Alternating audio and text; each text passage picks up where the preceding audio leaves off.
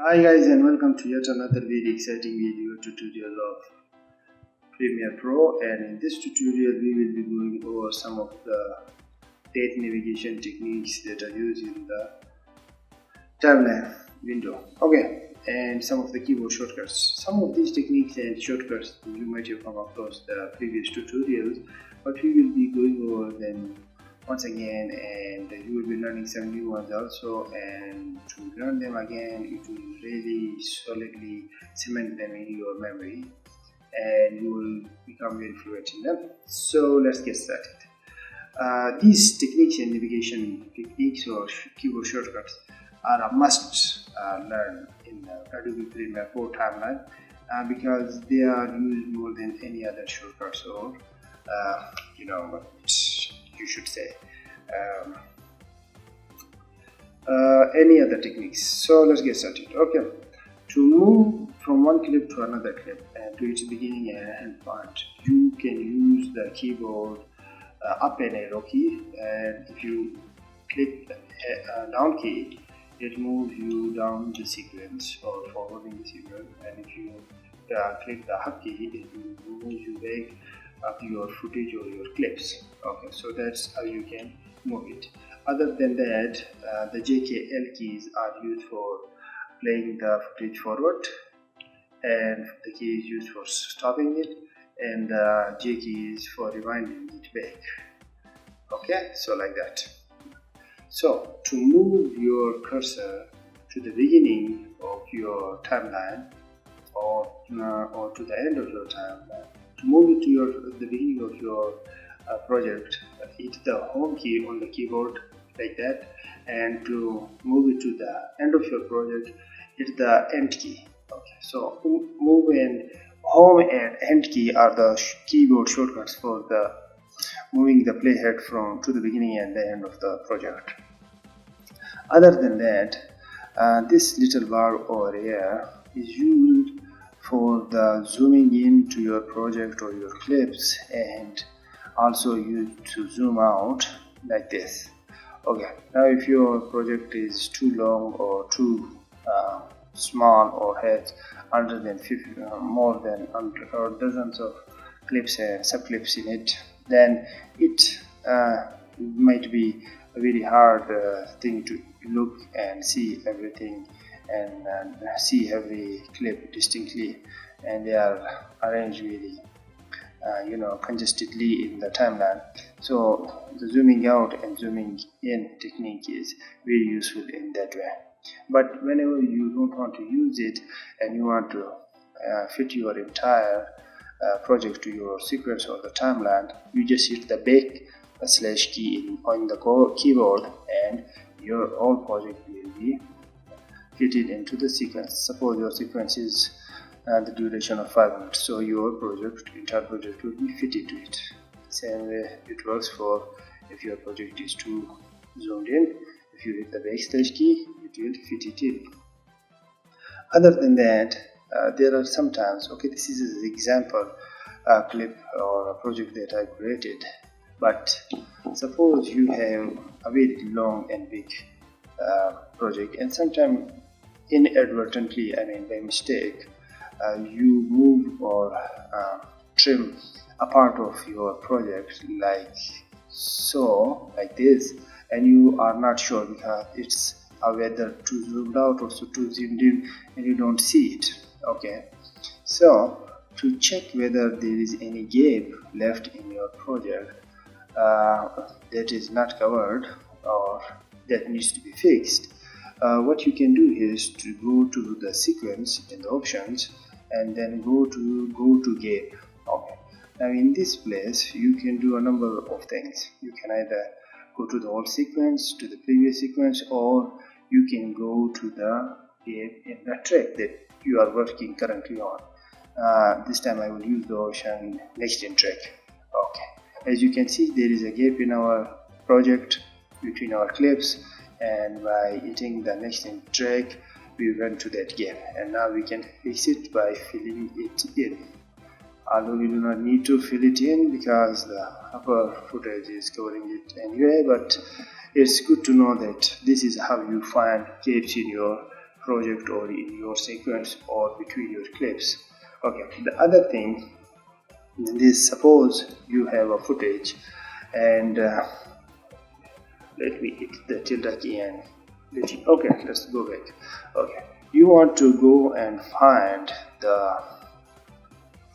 mother footage or the main footage from which this has been extracted, and you want to see if whether more of the footage you want can be used or not. Now, to go and find the mother footage or the main footage from which these clips are extracted, all you have to do is select that clip and then hit the F key in the keyboard. The main footage will be shown in the source monitor, and also the marking or the beginning and the end points of that footage will be also shown in the source monitor. Let us do that for another one. Okay, actually we have only marked this one in here. So to find the main footage from which a clip has been taken out, which this footage has been taken out from this footage, and all this area of this footage is remaining, and we can add them by using the trimming techniques or the deductive trimming techniques, and also the additive trimming technique and stuff like that. So the keyboard shortcut for that was to find the main video of the clip is use the keyboard key F. Okay. Other than this, if you can see the tracks very clearly and you want to see the waveform in here, by the way I hit the tilde key to maximize the view of the timeline.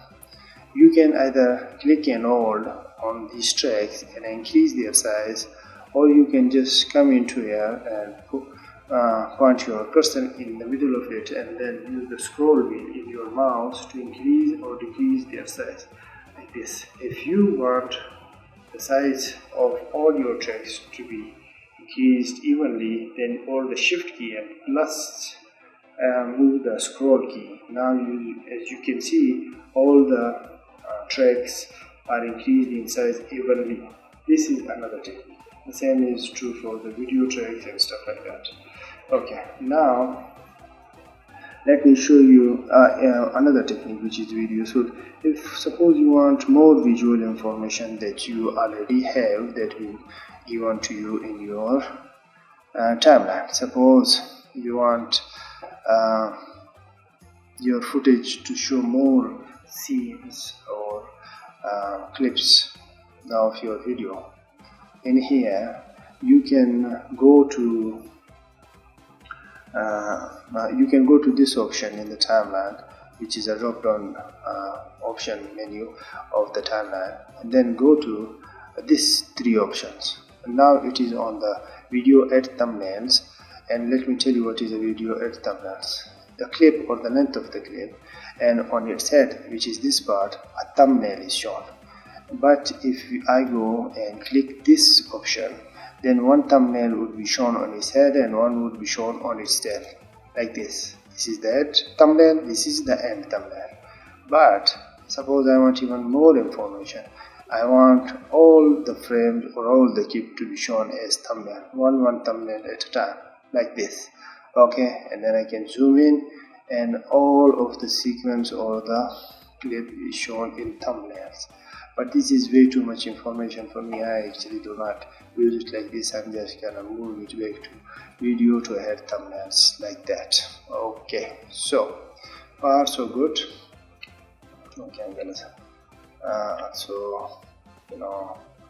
adjust the size of my tracks also and hit the tilde key so that we are back in the normal editing frame interface of the Adobe Premiere Pro. And the last technique that I want to show you, which you might have already known, is by using the wrench icon here. To use this, you can do is expand or minimize all your tracks. If you click on the minimize all tracks button, all the tracks are minimized, and then if you click on the expand all tracks, it will expand all the tracks. So this is another way to to expand and extract all the tracks at once.